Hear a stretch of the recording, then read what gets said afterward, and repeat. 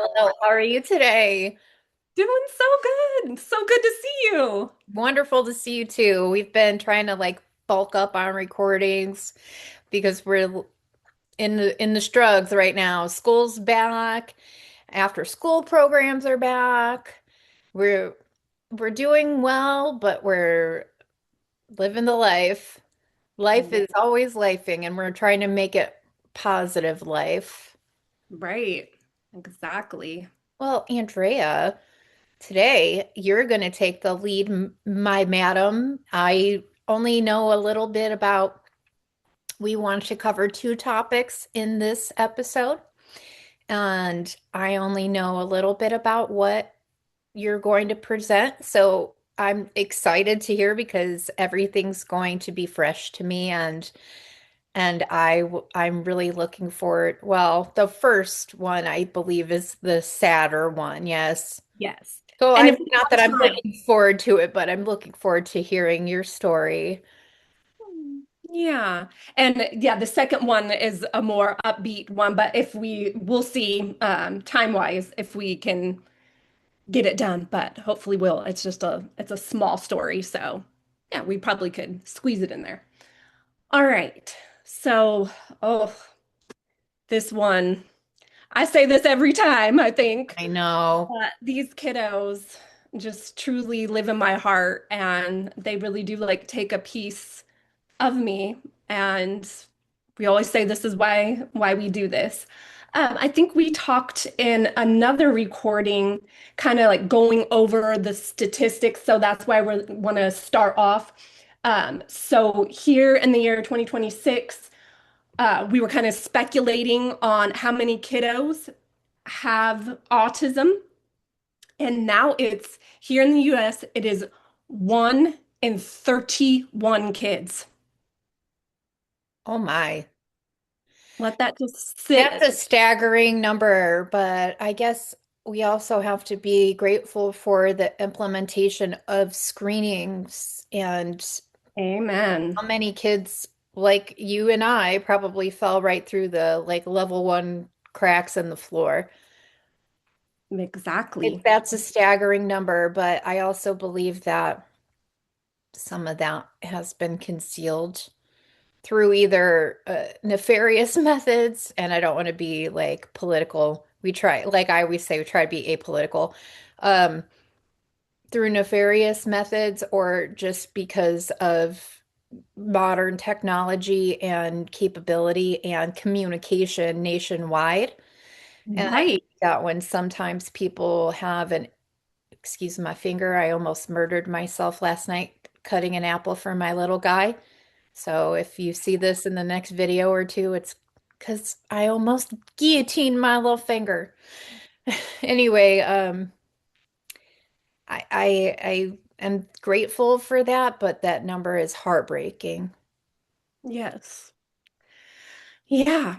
So, and we've talked about this too in the fact that autism does not discriminate. A, you can look like anybody in the population, and our brains just process information differently. And so I know we've highlighted a lot of little boys, and now I want to highlight this sweet little angel. I know it's very Agree. hard, honey. Yeah. Our hearts go out to these parents and families. Um, it's hard. We don't want to see these children hurt. It's hard. Yeah. Go ahead and take your time, but go ahead. Yes. So, yes, my prayers go out to the Jones family. And this case comes out of Tennessee area. So, on August 13th of this year, a sweet little girl, 6-year-old nonverbal child named Winter Jones was Oh, found. Winter. Yeah. She was found non-responsive on a school bus, left alone at a daycare.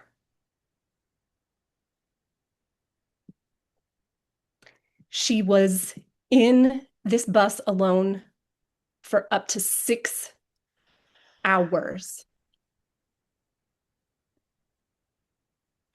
When they took her body's internal temperature, it was 109 degrees.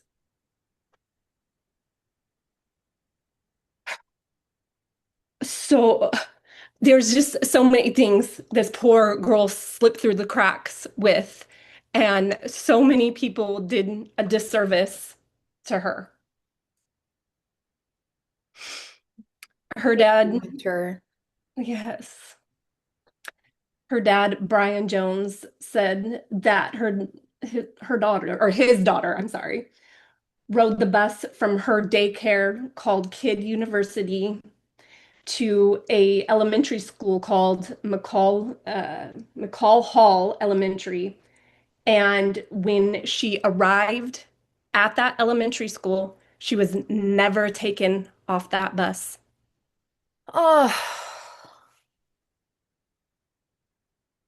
So it seems like the bus driver drove back to the daycare and just didn't check. And then it wasn't until about 3:23 that the police confirmed that this child needed medical assistance and then was taken to the hospital where she was pronounced dead. oh my gosh.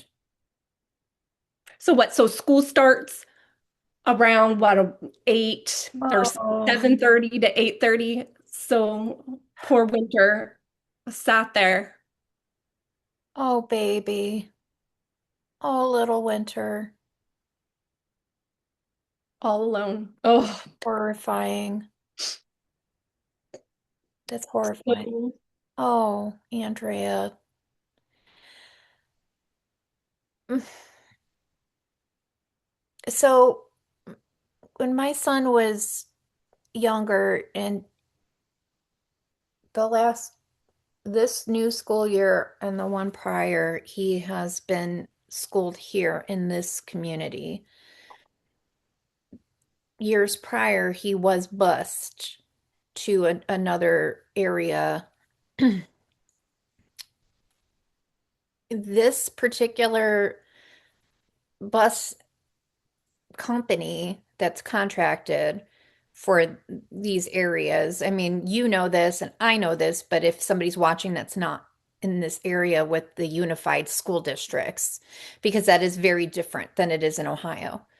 Um, and it probably in other places across the nation, but that's my only other, reference. So, um, because my son is living in a more rural community, he was generally one of the first and last picked up because there's a bus depot that's only a few miles from where we live. So, um, I would actually see every driver because he would be the last person off, and I would, talk and they were generally kind people and just, how was he today? Did anything happen on the bus? Just, how was your weekend? Whatever it may be. But while that was going on, I physically would watch them walk the whole bus and check every seat to make sure there was nobody left behind.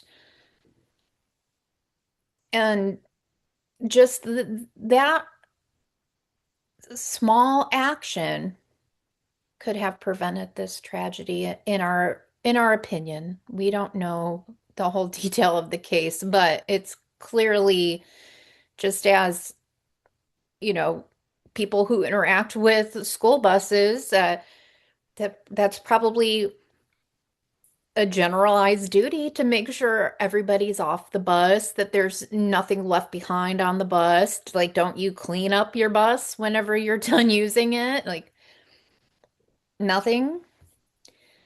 right. So now this sweet baby has paid a deep consequence and lost her life and suffered immensely. That is not a death anybody wants to go through. how many times children are left in vehicles. That's horrifying. That is horrifying. This poor baby, this poor family. Are they updating any information as far as any possible criminal complaint or civil complaint, do you know? And It, it is early on. right, it's quite early on. So what's happening now is, there's the departments of like child and human like services and things like that are partnering with the school districts to investigate and see if, all the checks and balances took place that day. But as we can tell, obviously the uncle, so Uncle Chris here, he spoke out and said, I too have an autistic son. So that, this would be Winter's cousin that he's speaking of. And he's saying that these kids, yeah, they cannot advocate for themselves. They have no voice. And then I was just kind of talking with my husband over the case, and he's like, oh, he didn't really know much more than the headlines. And he was saying, so is Winter able-bodied? And I go, see, there is so much. Autism is a spectrum, right? So she may be able to, yes, she was able-bodied in the fact that she could use her legs to walk, but that's what we need to get across to people is how these kiddos, they cannot advocate for themselves if they're profoundly autistic. N- Also, generally, if that child was on a bus and seated and strapped in, Right? may not have been able to unbuckle herself. And I didn't even think of that. Thank you. Right. So it seemed to be like a specialized bus. So, right. I'm just see, that's ableist thinking in my Oh, mind. it's okay. I had never seen a bus like that. They're more modern. When you and I rode school buses, it was like if you hit a bump, bye. You know, you were just floating. I mean, we're not laughing at this situation at all. No. Apologize because I don't want, Right. particularly family, if they should ever see this, to ever think that we were being unkind. We're devastated. I was just saying, just for conversation's sake, like for you and I, yeah, we were just in the wild west of school bus days, and now, like I'm saying, with my son being transported, I got to see the busing situation now, as far as specialized busing goes, and the smaller buses. They had actually like adaptive seating that like the seat comes down like almost like a car seat, and then within that is the strap that will, over the shoulder and between the legs. So more than likely this child was strapped in, just based on my observations of what we have in our area. And so that may have been a factor. Possibly she was just unable to get herself out, which is even more horrifying. Right. And we don't know like the how tall these seats were, right? Because do you remember riding the bus as a very, I this is only just care if you're your own lucky. perspective. Right, your own POV, your own perspective is when I remember, yeah, being Winter's age, and I literally almost could not see over, like to see where the bus driver was or see a few seats ahead of me because we were so short. So, right, maybe they did part of the protocol, scanned the back of the bus, visually, saw nothing. Oh, that's good enough. And so I just wanted to go over You some of, know, not to give any like credit or any out for the driver, but possibly she fell asleep and was, again, my son would frequently fall asleep, especially on the way home. Um, there were plenty of times where I had to go on the bus myself and wake him up. I mean, he'd be knocked out. Um, Not an out, just an observation. I mean, there's no excuse for it in our humble opinions. So, you know. Exactly. Right. We're filling in Are constant, bits. allegedly, for, you know, I know. I was like, it's speech not purposes. really entertainment this Well, yeah, time. I didn't Right? want to say Like, entertainment. no, Agreed. but allegedly, and just from our own perspective and our own, history on things. And thank you for saying that. Like, that probably is great information to put out there to the public of how these modern buses are, because I didn't think of that, her being strapped in and whatnot. Um, so I just wanted to go over kind of what the protocols were for Kid University, what they followed. Uh, Let me see here in my notes. So, what was supposed to happen is every time that the bus stopped and kids were let off, the bus driver was supposed to check walk up and down and look at every seat, floorboards, everything, making sure that there was no kiddos. And then there was supposed to be the person that receives the kids. They were supposed to come onto the bus and check and do the same thing as the bus driver. And then there's supposed to be a log for every child that signed in and signed out. So I think that's what they're trying to investigate, these the Oh, parents and the police.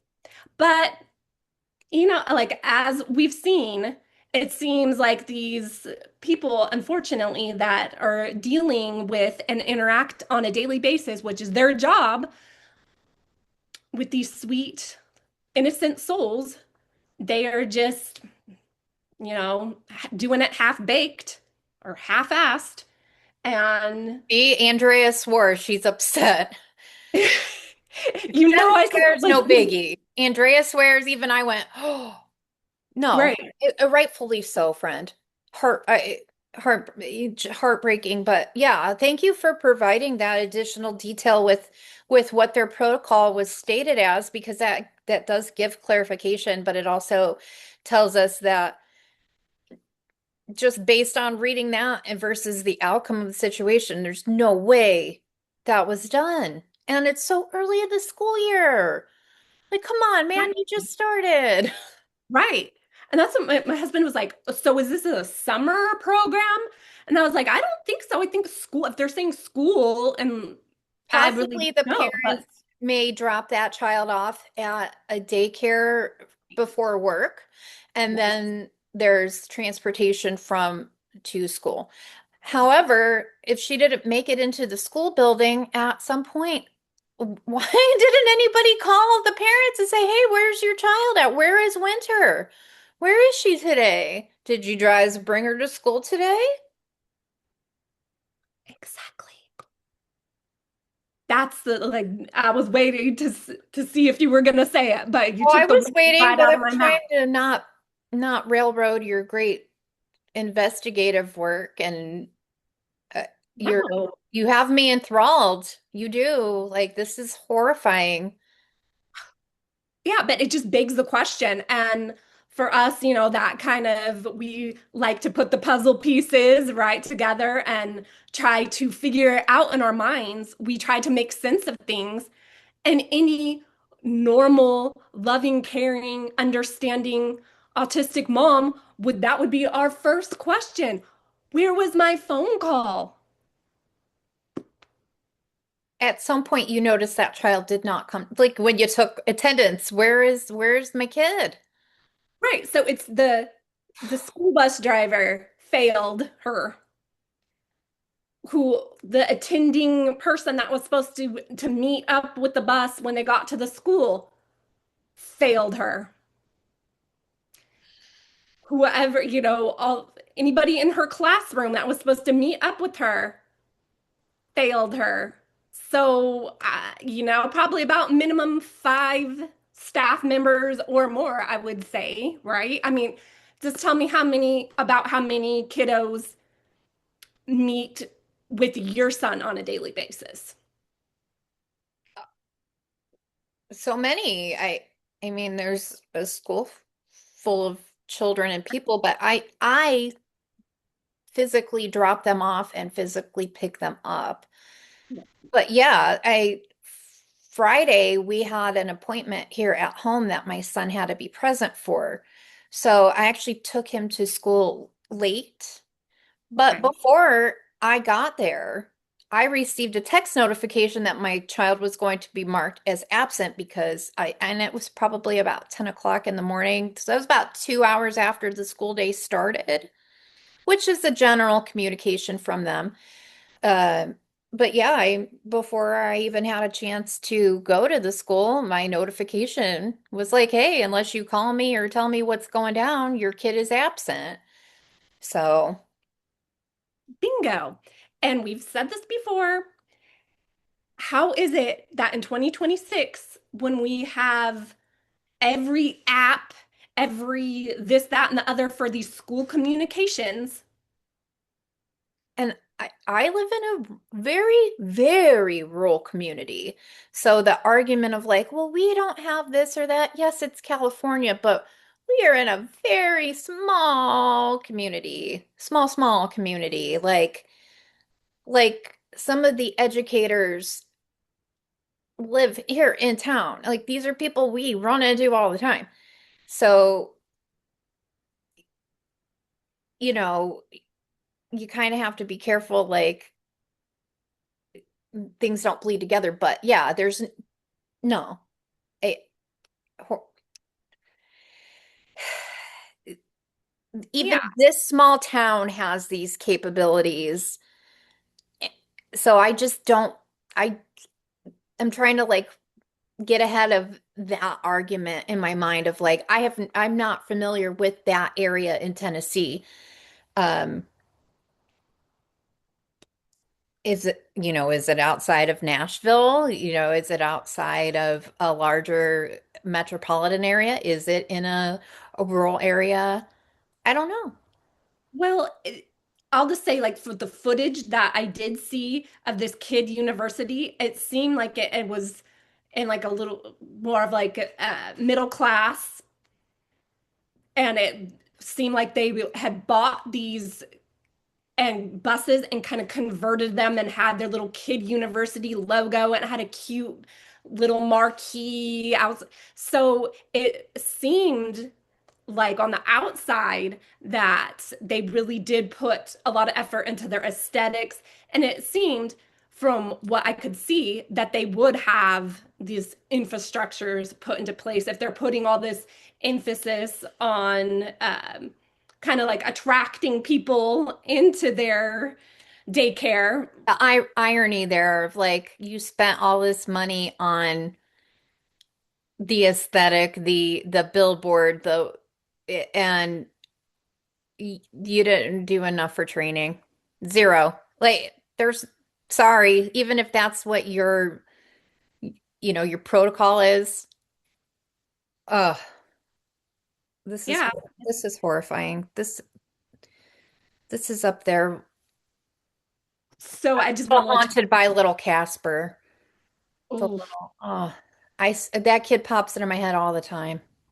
no, these kids really do. Like they do stick with us when we cover these stories. I often, like when I'm on my runs, I think about them and I pray for the families. Same. And it's so I did want to touch even more just how sinister really this kid university is. So when these reporters were coming to see like what's going on in and around Kid U, Mhm. they interviewed a mama where they're just saying, okay, well, apparently the school's just shut down. They give no information to the parents, no updates, no nothing. And they shut down their website too. Wow. Well, Internet Archive will probably have something out there. Wow. Yes. Wow. And even when so people that are like investigating, the reporters and whatnot, calling, and at one point, I think their phones were still working, and somebody picked up and then hung up on them. Oh my God. Wow. Eh, Right. Wow. Wow. I'm stunned, but also, wow. Tell me that you're like crapping your pants without telling me. That's just not the way to handle it. Just wow. Look, even if you had And to like temporarily be like, look, due to a horrible incident, like we need to close the door for a week to mourn the loss of this child, to allow for counseling, anything. right. Guys, just shut the door and turned off your phone and wow, good luck. They're gonna still find you, honey. Like Oh you're yeah. gonna face your day. I'm sure not just civilly but criminally. Exactly. Exactly. I cannot wait to hear updates for that part. We want justice for these kiddos. And that's so our sweet Winter here, she had a memorial service over this past weekend, and I'm so glad that the advocates came out in full force. Good. We And shouldn't have to. Like this shouldn't happen. This should not. This was 100% preventable. This poor sweet baby. Well, Winter, you'll forever be in my heart, honey, wherever you may be up there. I hope that, oh my gosh, I hope this little baby is at peace. And this poor family. ugh, and just to add to it, unfortunately, of just the heartbreaking news is that in that Memphis, Tennessee area, in I think it was 2017 Okay. and 2022. Here, I found it in my notes. There were other kiddos that passed on buses. No. I know that's why this one, like literally when I was researching that, I was already crying and then I was sobbing, sobbing. I have found myself using the word endemic so much when we talk about this. Like any of our topics, I have just, it's a crisis. And that's horrible. It's truly heartbreaking. And she's the third one, just so I know we're a little bit past the middle of this year, but she's the third one just this year in Tennessee that has died in a hot car. Oh no, no. Oh baby.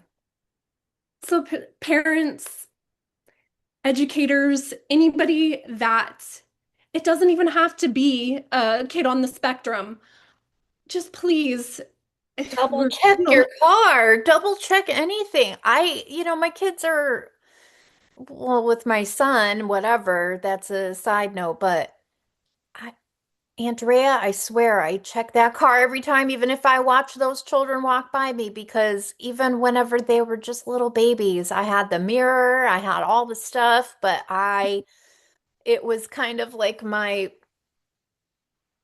postpartum, like I would hear the phantom baby crying. I would have horrible nightmares, and I was always like jumping awake because I would think I heard my baby crying, or I would like triple check the car because even though I was like, I took this child in the house, like, I got help for that. But yeah, I mean, thankfully I had like the opposite reaction. And, we have other tales and stories of people who had, the negative. We'll get to those in time. Um,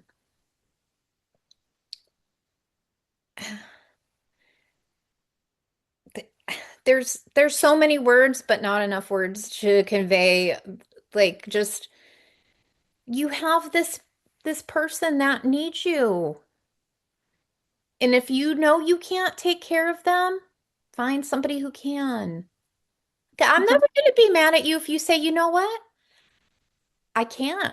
I'm like, let's say that they're in a position where they're afraid they're going to hurt their child and they call and they say, please, until I'm better, can somebody else take care of this kid?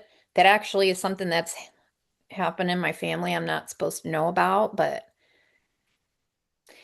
I have a mad respect for this person and I don't really want to identify her much more than that. I don't actually know her, but she had, let's just say, a child with a relative of mine, and I heard through the grapevine that somebody else in my family is taking care of the situation because I fully believe that this poor woman, whoever she is, probably had some kind of,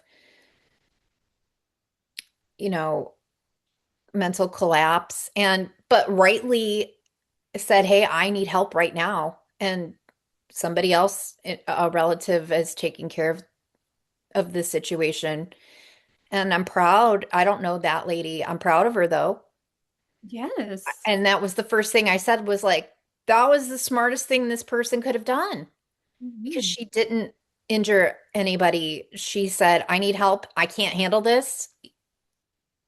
Good. That's what you need to do. I'm never going to talk bad about a mom that gets help. Like that's part of the stigma. Part Right. of the stigma. And whether or not you're intentionally hurting them or you are intentionally, but just having the responsibility of saying, I have to make sure my child is safe and accounted for. It should just be like the minimum. Right. And not just kind of talking Baseline. about this. I know we're kind of segueing, but this is so relevant to 2026 and the case that's kind of went viral, the Lindsay Clancy. Have you been? I've heard the name. I intentionally avoid some of these cases, one, because they're just heartbreaking, but also um, because it is in court right now, right? Right. I just figured I'd wait for the the dateline, the full we can Right. The talk full about narrative to yeah, the be, full narrative because I don't know enough and I love getting into some true crime as we both do. Like for instance, like the Murtaugh case in oh, yes. I didn't get I knew of it, but I purposely waited until like I watched the trial and then I kind of formed my opinion because I prefer the actual, not speculation, the verified evidence for my opinions of things. So I try to be not neutral, but I don't like getting lost in the speculation of the internet. I prefer the meat and potatoes of what went down. So I'm trying to wait that out. But yeah, it's funny, like in the last 12 hours, like my friend Leah, she sent me a message that was very similar to what you just said about that case. And I was like, no, honey, I'm waiting. I'm waiting for everything to go down before I check it out. But yeah, I mean, the little things I'm hearing and seeing from media, you just can't stay away from it. It's bleeding through so much Yeah. because I think this is going to be a pivotal case. And I just bring this all up to showcase how much moms, and it doesn't matter if your kid is on the spectrum or has any other disability, how much moms need help. We need those checks and balances. We need help from the schools. We need help from our partners. We need help from our family members. And when we say that we need help, we probably needed help like months prior. So I just hope that for this moms in general mental health, that kids are safe Yes. and helped by those in their circles. Yeah. Yes. Yes, ma'am. Yes, indeed. Yeah, I would love to get into that one if that's one that you want to tackle in the future and you want to take the lead on it. I'm all ears. If that's something you want to discuss, I'm happy to talk about it. I don't know enough about it, so but Yeah. I'm intrigued by the little you just said. So, I think, like we're saying, I think I will wait until it's further along and that I'll have to do, like you're saying, because all this internet, TikTok, all these things that people are speculating and then the fact versus this and that. But at the center of it is mental health okay. and safety So for the not to got I mean, we're going to get off topic, but I just genuinely don't know. I assume that she murdered a child or is being three? story. Oh God, Andrea. All right, I can't right now. Like I felt all my hair stand up. I can't. Let's talk about this later. I can't do it today. Exactly, This is why exactly. I avoid this stuff, man. I can't. I can watch some brutal stuff, but when it has kids in it, I can't do it, man. I can't. Yeah. Ugh. I can't do it. Whew. I can't imagine you grow this baby in you and you feel them kick and you see every moment that they're with you and I can't fathom. Now I know mental health, everything else, it's all a spectrum of life, okay? But this is just Jen's point of view. I would walk out of the door and just drive away if that's how it was going to go down. Like, I would rather abandon my kids somewhere and be like, okay, I was going to do something horrible. Let me just literally walk away. Yeah. Get being like at your point where you're crying, you're burnt out. We don't have a community. We don't. And we've talked about this before. Yes, you're my friend. Yes, you're there for me.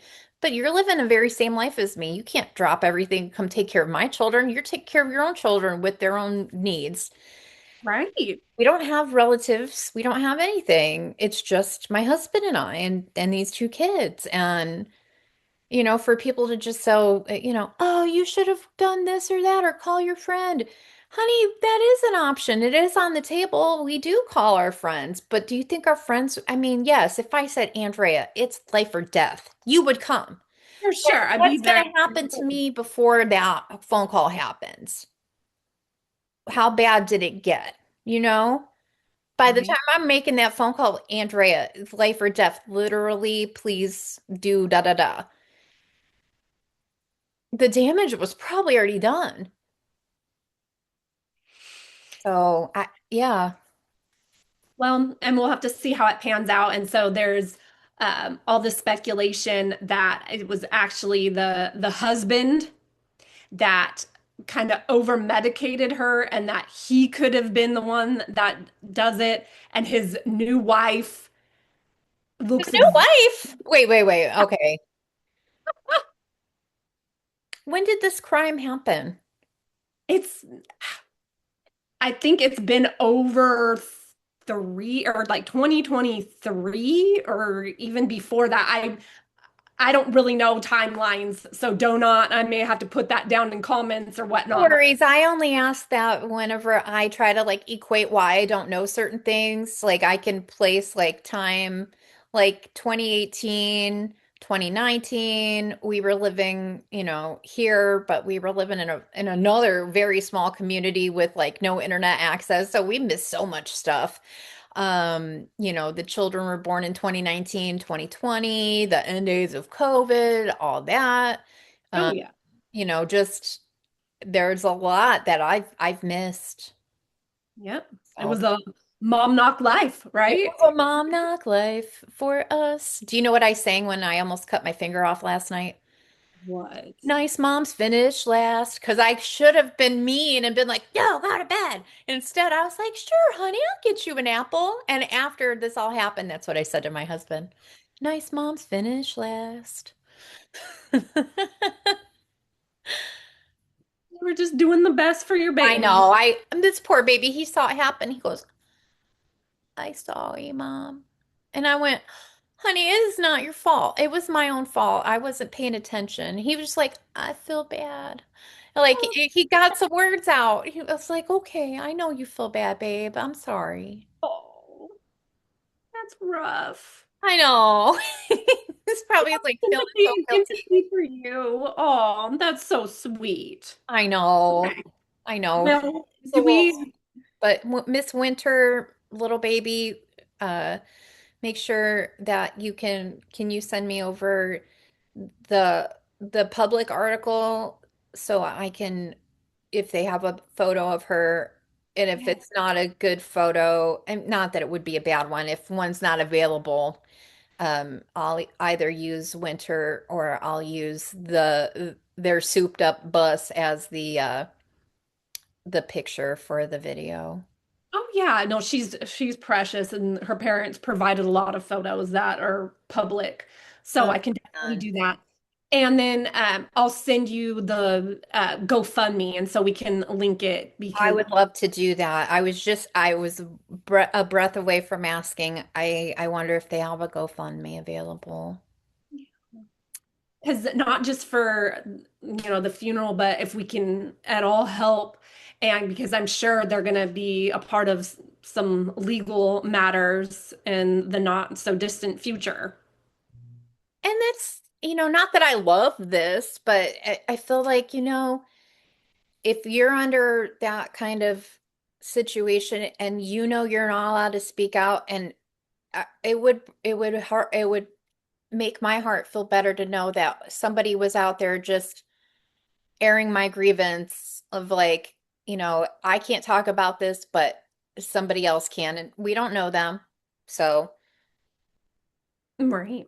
we're praying for them. We're keeping them in our thoughts, and I love your term holding space for them. Yes.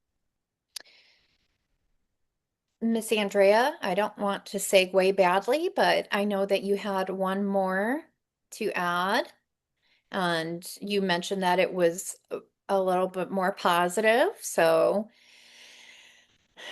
Yeah, okay. Let's get into it. So there's not much information, and this happened July 24th. And we briefly touched on it in another of our videos, but this happened at LAX airport.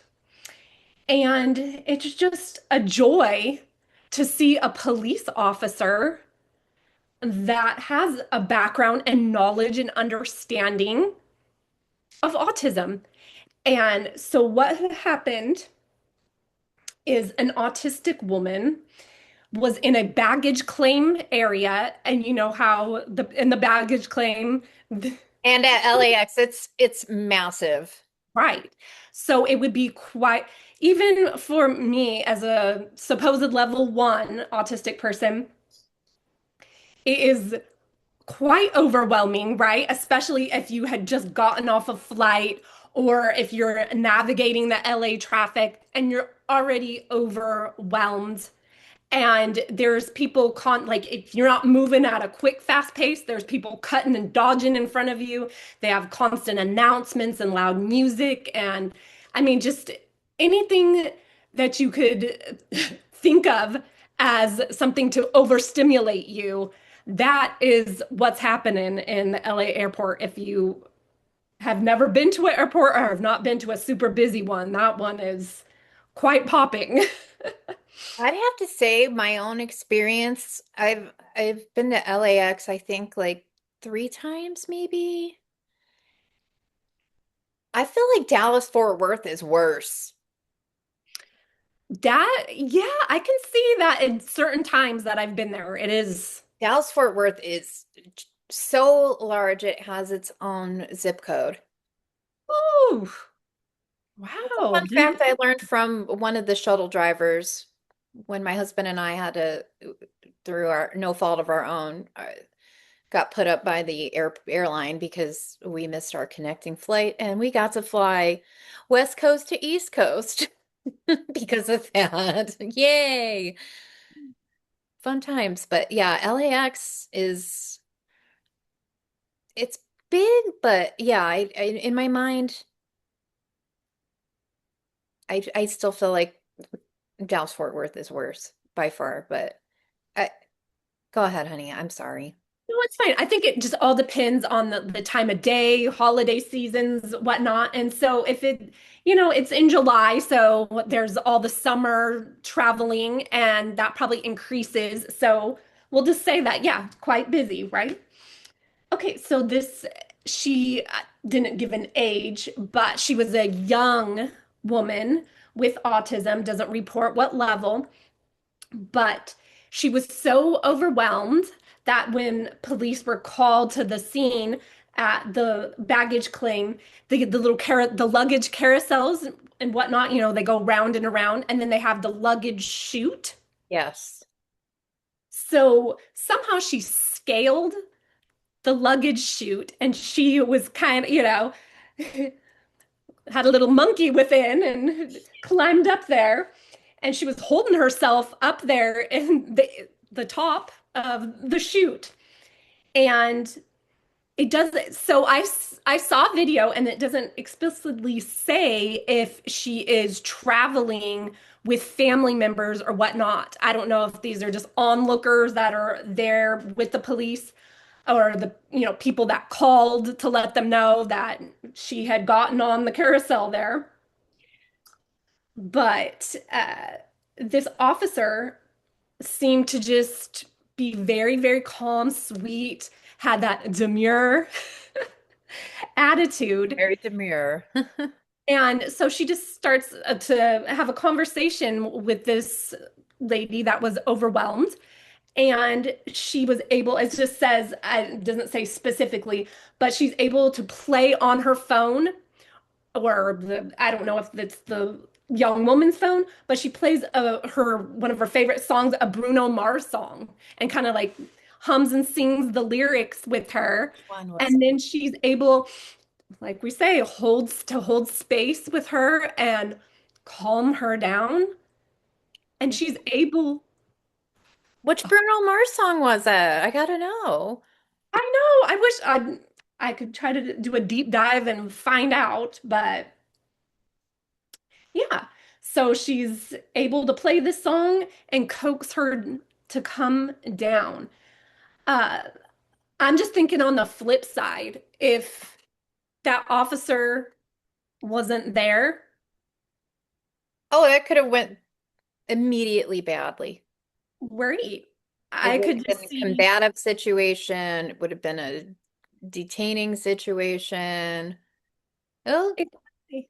So they helped her down sweetly, this sweet officer, and then one of her coworkers. And it didn't seem like they were going to arrest her. They didn't immediately put the hands behind the back and cuff. It was just the situation was de-escalated quickly. I don't know how long she was up there, but it seemed not too long. It's not like she was camping out up there. And I think if we had more people like this with a more of an understanding, so that kind of goes back, we can tie this all back to the beginning when I'm talking about the statistics here. So if autism keeps increasing, right? We don't know how, with all the statistics, how it is, clocked and whatnot.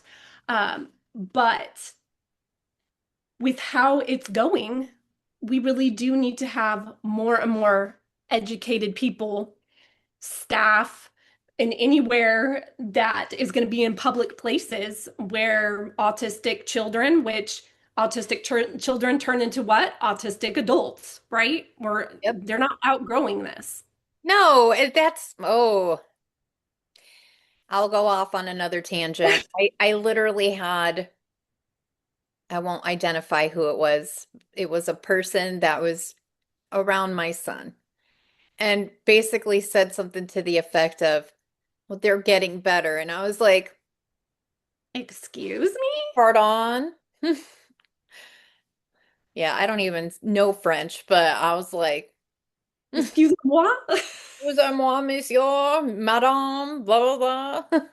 Yeah, I was like, no, okay, thank you. I think you need to learn some cuss words in French. Yeah. Oh my goodness. All I Trying to know is Kushan, and that means pig, but I won't insult pigs like that. right. Ugh. So, and then I'll kind of close with this. And it's kind of what we were saying in the comment section with, oh, you shouldn't have brought an autistic woman to travel and Oh, whatnot. sorry. So what? We're not allowed to travel now? Are we not going to be allowed in the swimming pool? What's next? Right? Can't use the bathroom? Exactly. Are we supposed to have our own airline? Hey, that'd probably Right. be nice. Actually, I would take that. Actually, you're right. I would take it. I would take autistic air any day. Let's make Oh, that a yeah. thing.